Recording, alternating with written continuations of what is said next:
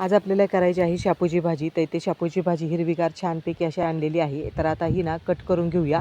तर कट करण्याची ना तर वेगळी पद्धत आहे, कारण काय ना अशा पद्धतीने जर तुम्ही कट करणार ना भाजी तर अगदी पटपट कट होते बरं का. तर आता ना पहिल्यांदा थोडीशी अशी देठं जी आहेत ना ती बारीक बारीक अशी देठं म्हणजे कापून घ्यायची आणि नंतर ना भाजी राहिलेली आहे ना ती फोल्ड करायची आणि मग कट करायची. म्हणजे अशा पद्धतीने जर भाजी कट केली ना तर पटकन भाजी कट होते आणि देठं जी असतात ना मग ते आपल्याला बारीक बारीक अशी कट करता येतात. म्हणजे खाताना ना भाजी खाताना अशी दातामध्ये गुंतत देखील नाही आणि मग चवीला देखील भाजी चांगली लागते. देठं जर अशी मोठी राहिली ना तर मग भाजी पण खाताना चांगली लागत नाही, अशी नाही का. त्याच्यामुळे अशी पहिली देठं बारीक करून घ्यायची आणि नंतर फोल्ड करून अशी बारीक बारीक कट करून घ्यायची. म्हणजे छान बारीक असा शापू कट होतो. तर शापू आता ना आपल्याला 2 पाण्याने स्वच्छ धुवून घ्यायचा आहे. म्हणजे 2 पाण्याने स्वच्छ धुतला की धूळ माती वगैरे जी असेल ती सर्व निघून जाते. तर माझ्या चॅनलवरती जर तुम्ही नवीन असाल आणि चॅनलला सबस्क्राईब केलं नसेल तर सबस्क्राईब करा आणि शेजारील बेल आयकॉन देखील प्रेस करायला विसरू नका. म्हणजेच असे नवनवीन व्हिडिओ तुम्हाला पाहता येतील.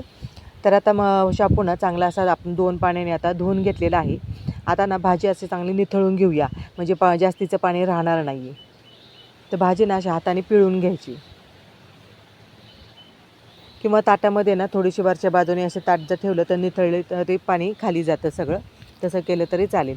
परंतु इथे भाजी चांगली पिळून घेतली ना की मग भाजीला ना नाही का जास्त पाणी पण सुटत नाही. तर भाजीमध्ये जर पाणी राहिलं तर मग जास्त वेळ लागतो भाजी शिजण्यासाठी. तर गॅसवरती ना कढई ठेवलेली आहे आणि कढईमध्ये तेल टाकलेलं आहे आणि आपण इथे ना हिरवी मिरची आणि लसूण घेतलेला आहे आणि लसूण थोडासा जास्त घ्यायचा आणि लसूण हा ठेचलेला घ्यायचा. म्हणजे ठेचलेल्या लसणाचा स्वाद खूप छान येतो भाजीमध्ये.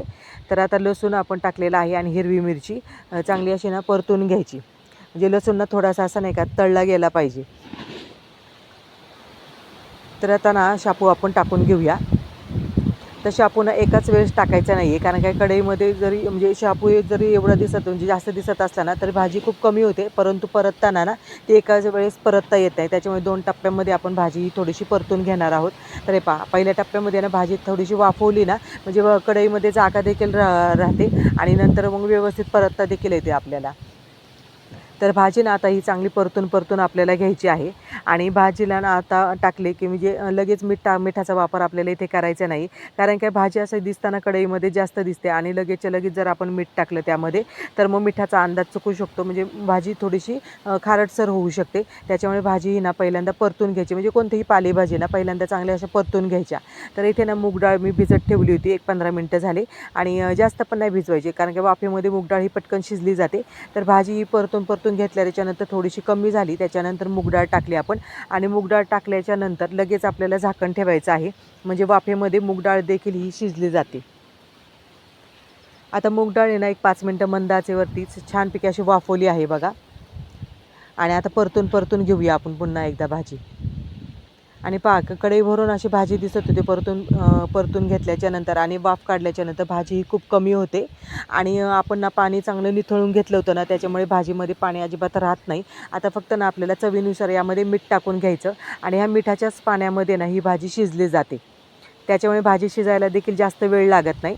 नाहीतर मग पाणी जर भाजीमध्ये राहिलं तर मग नाही का ते आटायला देखील वेळ लागतो आणि मीठ टाकल्यामुळे अंगच्या पाण्यामध्येच ही शापूची भाजी छान शिजली जाते आणि त्याच्यामुळे भाजी चवीला छान लागते. आता एक 5 मिनटं मंद आचेवरती फक्त आपण वाफ काढूया. तर 5 मिनटं मंद आचेवरती झालेली आहेत. आपण झाकण काढूया आणि मस्तपैकी ना भाजी ही शिजली गेली आहे आणि असा खमंग छान असा सुवास येतो बघा. शापूची भाजी शिजली की कळतं लगेच आपण शापूची भाजी नाही का केली आहे म्हणून. ती इतकी छान भाजी झाली आहे बघा आपली चवीला आणि अजिबात पाणी राहिलेलं नाही आहे. तर अशी मस्तपैकी आपली शापूची भाजी येते तयार आहे. तुम्ही चपातीबरोबर भाकरीबरोबर खाऊ शकता. तर आज केलेली शापूची भाजी जर तुम्हाला आवडली असेल तर हा व्हिडिओ जास्तीत जास्त शेअर करा, लाईक करा आणि सबस्क्राईब करायला विसरू नका. आणि नक्कीच अशी शापूची भाजी मूग डाळीतली एकदा तरी करून पहा. तर ही भाजी ना आता मस्तपैकी अशी बाजरीची भाकर केलेली आहे आणि त्याबरोबर शापूची भाजी एक नंबर लागते.